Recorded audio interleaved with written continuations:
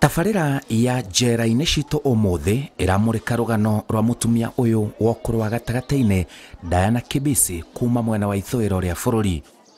Niko na miaka 26. Nilikuja huku 2021 mwezi wa 7 nikiwa rimandiz.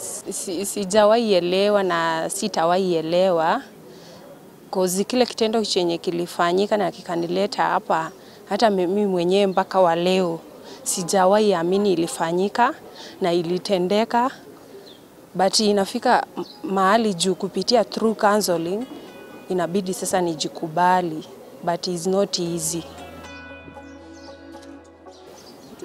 Wasichana wanafungwa wako wengi sana warembo kama mimi, sana.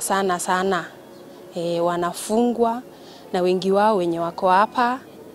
Unapokutana na mwingine ukisikia akikuelezea story yake, kuna wenye walifanya, kuna mwingine alishikwa tu but mwenye alifanya ako huko nje. Sasa yeye anaserve tu kifungo kwa kitu chenye hakufanya nini? Hakufanya, na ukiangalia ni msichana mdogo, mwingine hata hajawahi zaa, mpaka anajiuliza atatoka jela lini hata aende naye apate hii maisha ya kuishi na mwanaume, hata yeye naye apate mtoto. Uyu onare mũirĩtu wa ũkũrũ wa thĩ nĩ nyina wa ciana 3. Mimi nilikuwa na familia, ni mama wa watoto 3, nilikuwa na watoto vijana 2 na msichana 1. Diana agerire ngero ya kũhahũra mũno, tamenya oragire ciana ciake na njĩra ya gũciita. Wakati kulikuwa na baridi sana kama sasa hivi yenye kuna baridi hivi, nikaamka asubuhi mapema, nilikuwa nimejitayarisha na watoto wangu ilikuwa tuende church. Time niliamka asubuhi sikuelewa kitu ambacho kilinizuia nikose kwenda church hiyo siku.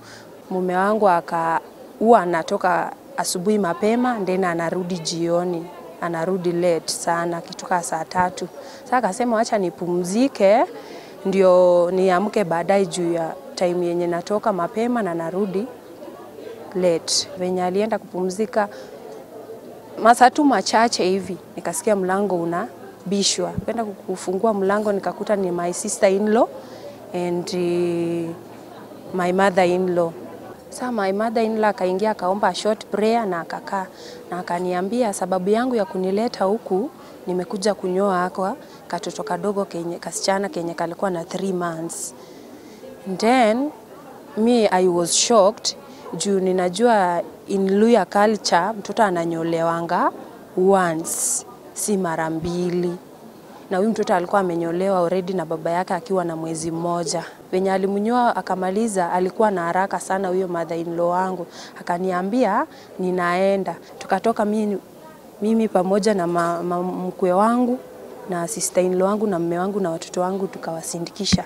Time turudi kwa nyumba na watoto wangu walikuwa wanapenda sana katuni, nimeishi nikiwalea na katuni sana. Sasa akaniambia mama uniwekee katuni nione, nikaambia sawa. Nikawawekea katuni. So from there nikaenda kwa nyumba nikakaa chini nikapumzika kwa kiti.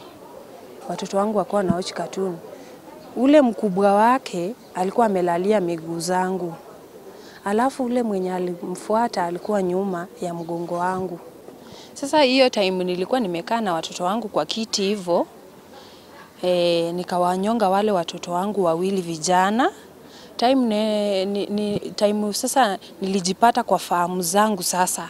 Ndio nikajikuta niko karibu na ule mtoto msichana tena nafanya nini? Nataka kumnyonga. Ndio sasa nikastuka. Ni nini nafanyia mtoto wangu na hakuna kitu chenye amenifanyia? Kwa nini ninamfanyia hivyo? Sasa kumwangalia nijue kama kuna mahali nimemdhuru. Sasa ule mtoto alikuwa anastuka. Anarudisha pums katika ile hali kwa kile vile nilikuwa nataka kumnyonga. Nikamwachilia nikamuuliza mam, kwa nini namfanyia hivi mtoto wangu? Na nilikuwa nimesweat kabisa. Gwacokire gũgĩthiĩ atĩa? Ninaangalia wale watoto 2 wamelala na TV bado inaona. Sasa ninashindwa ni nini imehappen tu, kwa hiyo sielewi ni nini imehappen. Sasa nikawaita juu, nikiwaita wakiwa kwa usingizi huwa wananisikiza, wanainua kichwa na wanarudi wanalala. Nikaita mtoto wa kwanza Sydney, hakurespond. Nikaita ule mwingine hakurespond. Hivyo ndio niliendanga na nikaenda police station, nikaenda nikajireport, nikaambia askari kile kitu kienye nimewanyonga watoto wangu wawili, askari akastuka. Wakaenda kwa plot penye nilikuwa naishi, wakaenda wakapata ukweli ni hao watoto wameshafariki na wako tena. Saa from there ndio ni watoto wakaenda wakachukuliwa, wakapelekwa city mortuary, mimi nikapelekwa police station nyingine ya Satellite. Kutoka Satellite nikachukuliwa sasa ndio nikapelekwa Kabete police station. Ona agerete ngero iyo ya kuraga agathikirwo kioho kia miaka 3 tu njera. OCBD wauka akasema waende wanipeleke Mathare, wanipime, wakikuta akili zangu ziko sawa ndio ni take plea. Tukaenda Mathare, wakaangalia akili zangu, nikaingizwa kwa mashine, wakapima ubongo, nikaulizwa maswali, wakakuta niko sawa na wakasema niko ready ku take plea. Nikaenda kotini, nikashtakiwa kwa hiyo kesi ya mauaji, nikafungwa miaka 3 ambayo ninaserve huku sasa. Mimi naona ile the way nilienda nikajireport kwa police station, na time nilikuwa nafanya hiyo kitendo sikuwa najifahamu. Hiyo ndio kitu kilifanya koti kanionea huruma na ikanipatia hiyo miaka 3, na tena nilikuwa nimego through a lot nikiwa huku, nikawa mgonjwa, ninakunywa dawa za sukari. Kama mwanamke nina bleed kila siku, ambacho si kitu kizuri kwa mwanamke kama mimi nikiwa mahali kama hapa. Riu no kwirira arerira ne gutabania ngero iyo na renda auma njera kungihotekeka agie ciana ingi. Nilikuwa na depression sana mpaka nikaanza kukunywa dawa, but siku hizi niliwaacha. Nikaenda through counseling, nilikuwa nalia usiku na mchana, yani najirumba mpaka nashindwa kukula kwa sababu kwa kile kitendo chenye nilifanya hicho cha mauaji. Bado kilikuwa kinanipea stress sana juu ya watoto wangu ambao niliwapenda sana na nimewaondoa duniani through mikono yangu mimi mwenyewe, ambapo ni kitu huwa inaniuma sana. Hata nikiwa hapa nikiona watoto wakitembea wakimove huku, huwa yani natamani aiwishi sasa hao watoto wangu walikuwa wanatoshana hivi, saizi wangekuwa wako wakubwa. Yani nahuzunika ndani ya moyo wangu nikiona mtoto akitembea huku hivi.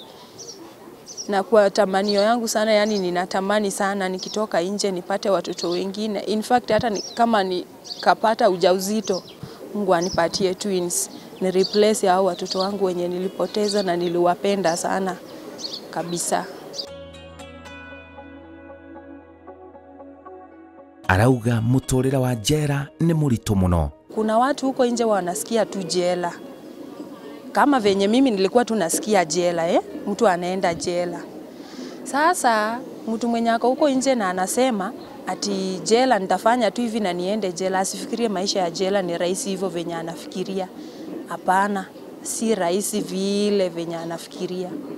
Ni ngumu. Maisha ni kwa sababu gani niseme maisha ya jela ni ngumu? Mtu kwa mama kama mimi sahi, sababu kuna mama wengi wako huku wako na watoto wao, waliacha watoto wao.